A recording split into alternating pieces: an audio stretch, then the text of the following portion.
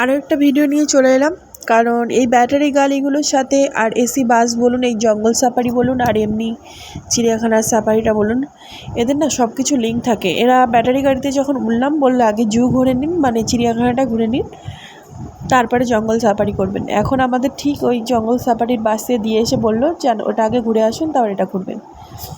যাই হোক, ঠিক আছে। তারপরে জঙ্গল সাফারি করে এসে এই যে প্রথমেই এনার দেখা পেলাম, যিনি রেগে তো একদম আগুন, বারবার এখান থেকে ঘুরছে, মানুষের দিকে দেখছে আর গর্জন করছে। গর্জনটা শোনাতে আমি পারলাম না, কারণ এখানে অনেক রকম কথোপকথন হয়েছে, চেঁচামেচি চিল্লামিল্লি হচ্ছে। তার জন্য অনেক রকম কথোপকথন বলতে বাচ্চা কাচ্চা কান্নাকাটি চিল্লামিল্লি হচ্ছে, তাই জন্য আমি আর ওর গর্জনটা দিলাম না। কিন্তু উনি ভীষণ লাফালাফি শেষে করছিল বলে আমি তাড়াতাড়ি এই যে দৌড়ে পালাচ্ছি ভয়তে, কারণ মনে হচ্ছে যেন ও এতই গর্জন করছে, এতই মানে লাফ মেরে মেরে উঠছে, মনে হচ্ছে যেন ও বাইরেই বেরিয়ে আসবে। যাই হোক, পরে এসে এনার ডেরা এলাম। ইনি তো ভীষণ খেলা করছে উল্টে পাল্টে।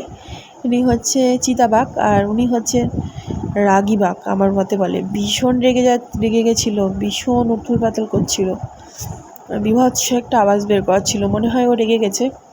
আমাদের আলিপুর চিড়িয়াখানায় যেমন সবটা বাইরে থেকে কাঁচ দেওয়া, ওদেরকে ডিস্টার্ব করা হয় না, ওরা আওয়াজ শুনতে পায় না বলে ওরা মানুষের কাছে আসে না।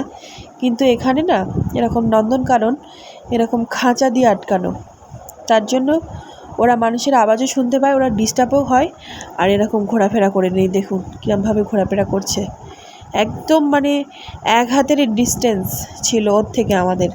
আমার তো ভীষণ ভয় করছিল, কিন্তু খুব সাহস করে ফটোটা তুলে চলে এলাম কুমির বাবাজির কাছে।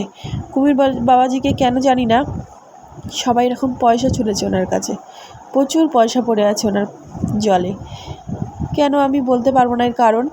যাই হোক, তারপর কুমিরের ডেরা থেকে চলে আসলাম। এটা কিসের ডেরা ছিল?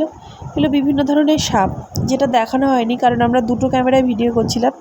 এই ব্যাটারির গাড়িগুলো এরকম অনেকগুলো সিটের গাড়ি ছিল, সবাই মিলে ঘুরছিলাম। তারপরে এই যে খাঁচায় বন্দি হরিণ, তখন তো দেখে এলাম ছাড়া হরিণ, এবার খাঁচায় বন্দি। এগুলো হচ্ছে লিজার্ড, বড় ধরনের, যে কি বলে জানি না। তারপরে এখানে চলে এলাম জলস্বস্তি, যেখান থেকে প্রচণ্ড দুর্গন্ধ বেরোচ্ছিল, দাঁড়ানো যাচ্ছিল না, কিন্তু খুব কাছাকাছি ছিল বলে ফটো না তুলেও যেতে পারছিলাম না। টাটা।